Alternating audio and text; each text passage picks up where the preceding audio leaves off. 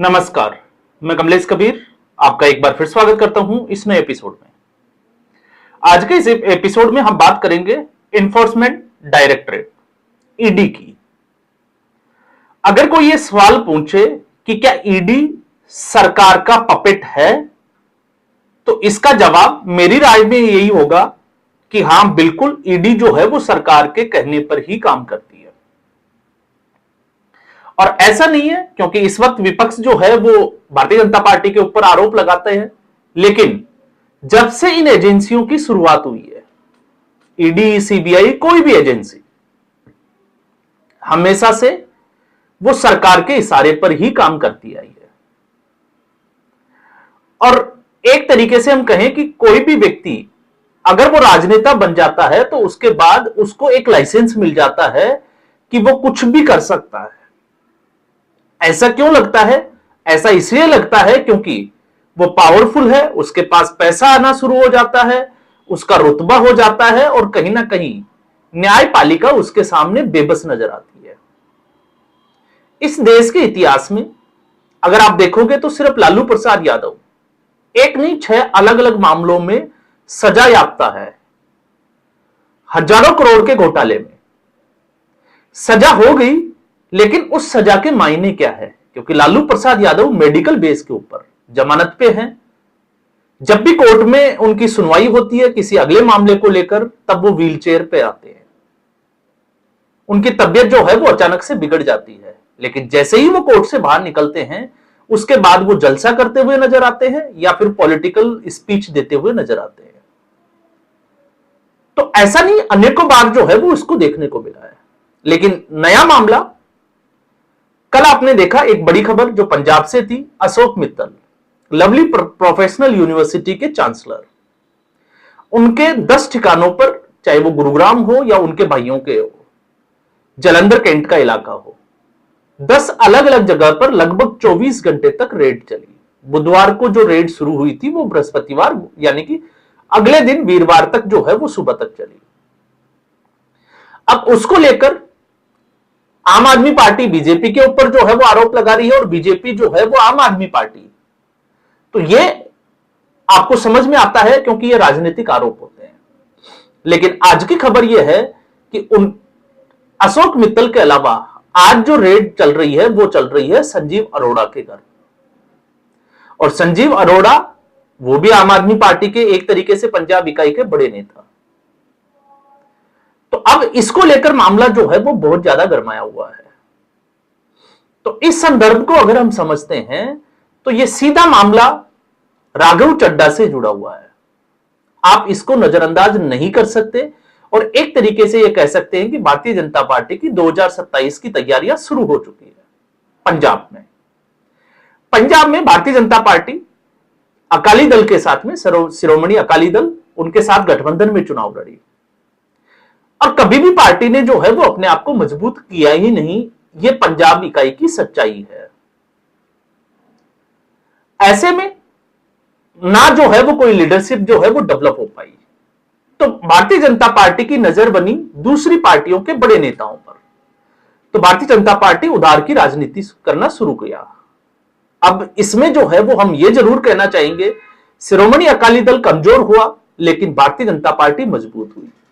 लेकिन आज भी स्थिति यह है कि जो फाइट की जो रेस है 2027 की, उसमें कांग्रेस पार्टी और आम आदमी पार्टी आमने सामने दिखाई देती है। भारतीय जनता पार्टी ना 3 में है ना 13 में है, यह हम सीधे तौर पर कह सकते हैं। मजबूती से चुनाव लड़ेगी, इसका इशारा जो है वो भारतीय जनता पार्टी ने इससे पहले ही दे दिया था। तो उधार की राजनीति, सुनील जाखड़ हो, कैप्टन अमरिंदर सिंह हो या फिर और भी नेता हो, लेकिन अब इस कड़ी में एक बड़ा नाम जुड़ने वाला है और आप यकीन मानकर चलिए 2027 के विधानसभा चुनाव से ठीक पहले शायद राघव चड्ढा जो है वो भारतीय जनता पार्टी के साथ काम करते हुए दिखाई दे। हो सकता है आंकलन जो है वो मेरा गलत हो, लेकिन ये आंकलन क्यों है? क्योंकि इस वक्त राघव चड्ढा और आम आदमी पार्टी एक दूसरे के आमने सामने खड़े दिखाई दे। राघव चड्ढा को उपनेता पद से जो है वो हटा दिया गया है और उसके बाद में जो राजनीतिक माहौल बदला है आम आदमी पार्टी का, अचानक से आपने देखा, क्योंकि उससे पहले तक आम आदमी पार्टी के बड़े नेताओं से, चाहे वो पंजाब के मुख्यमंत्री भगवंत मान हो या फिर मनीष सिसोदिया हो, जब भी इनसे सवाल पूछा गया मीडिया के द्वारा, संजय सिंह हो, तो वो टालते हुए नजर आए। लेकिन आपने देखा जैसे ही राघव चड्ढा उनको उपनेता पद से हटाया, तुरंत बाद आम आदमी पार्टी पूरे तरीके से एक्टिव हो गई। चाहे वो आतिशी मारलेना हो, सौरभ भारद्वाज हो, मनीष सिसोदिया हो, संजय सिंह हो या फिर भगवंत मान खुद हो। और फिर एक फ्रंट पे अगर आपने देखा तो ट्वीट जो वार है वो शुरू हो चुका। अब इसमें नया जो घटनाक्रम था, उस घटनाक्रम से जो इशारा मिल रहा है कि जैसे ही राघव चड्ढा की Z+ सिक्योरिटी पंजाब सरकार ने हटाई, तुरंत केंद्र सरकार ने Z+ सिक्योरिटी राघव चड्ढा को दे दी। तो राघव चड्ढा की जगह अशोक मित्तल को सदन का उपनेता बनाया गया। और जैसे ही यह घटनाक्रम चला, अचानक से अशोक मित्तल के घर पर जो है वो ईडी की रेड पड़ गई। तो अब इसमें अगर हम ये देखें कि नहीं, ईडी जो है वो अपना काम कर रही है, सही काम कर रही है, तो वो एक तरीके से जो है वो रफू चक्कर कर देने वाला काम है। और रफू चक्कर मुझे लगता है कि नहीं करना चाहिए। तो सच्चाई जो सामने दिखाई दे रही है कि अशोक मित्तल के घर पर रेड क्यों हुई। अब हम आते हैं दूसरे मामले पर, संजीव अरोड़ा। संजीव अरोड़ा 2020 फिर 2022 आप याद करिए, आम आदमी पार्टी के राज्यसभा सांसद।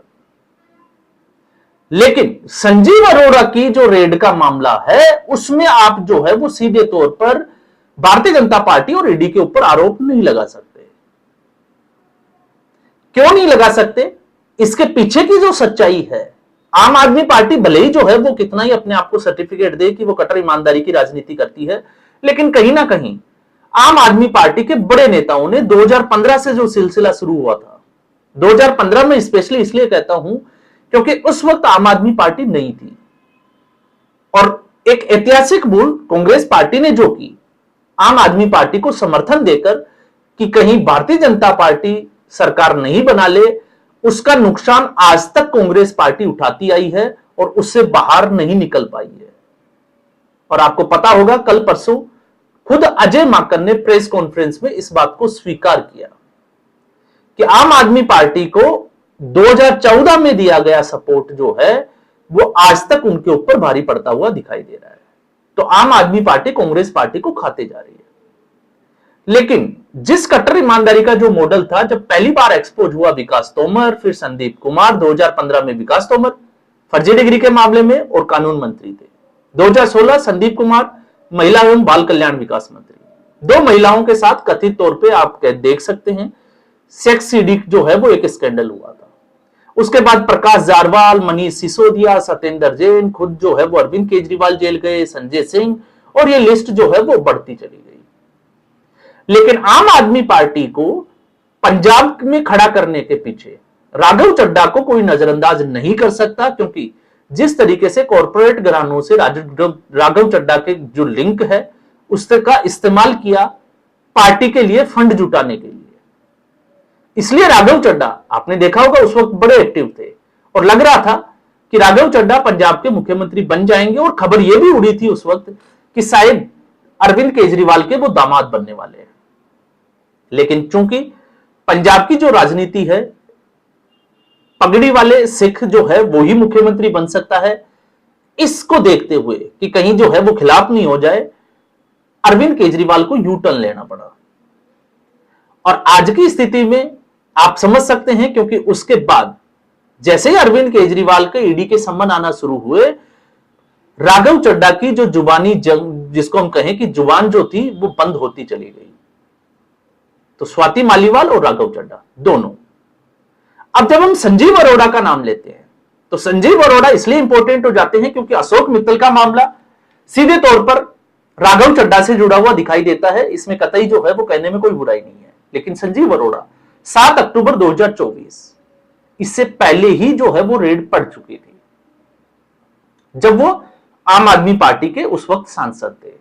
बाद में उनको सांसद पद से इस्तीफा दिलवाया, इस्तीफा दिलवाकर लुधियाना वेस्ट सीट से जो है वो चुनाव लड़ाया, चुनाव जीते, और चुनाव जीतने के बाद में अब वो जो है वो मंत्री भी है सरकार में। तो 7 अक्टूबर 2024 का मामला क्या था? तो 7 अक्टूबर 2024 में एक और जो है वो कंपनी थी, आईटेक फेमटेक ऐसे कुछ जो है वो उसका नाम था, जहां तक मैं सोच पा रहा हूं, हेमंत सूद।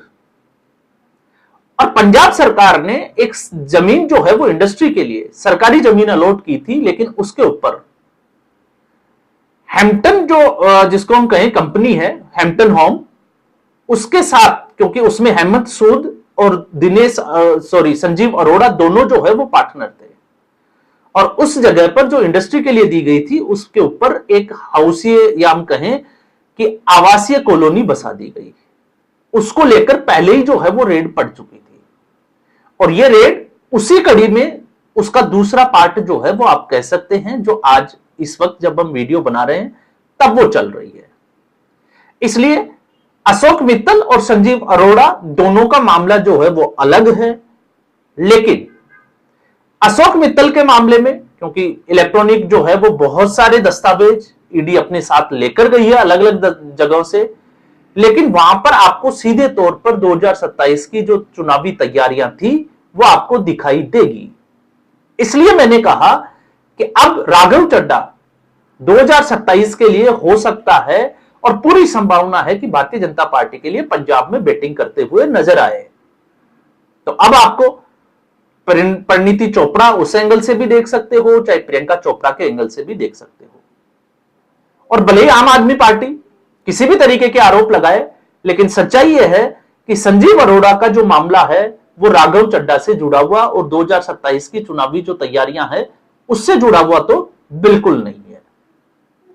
तो इसलिए मैंने कहा कि आप जो है वो रफू करके उससे बच नहीं सकते। सच्चाई जो है वो सामने दिखाई देती है और देश की जनता उसको समझती भी है।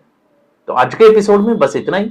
उम्मीद करूंगा वीडियो एपिसोड आपको पसंद आया होगा। वीडियो को लाइक करें, शेयर करें, चैनल जरूर सब्सक्राइब करें। धन्यवाद।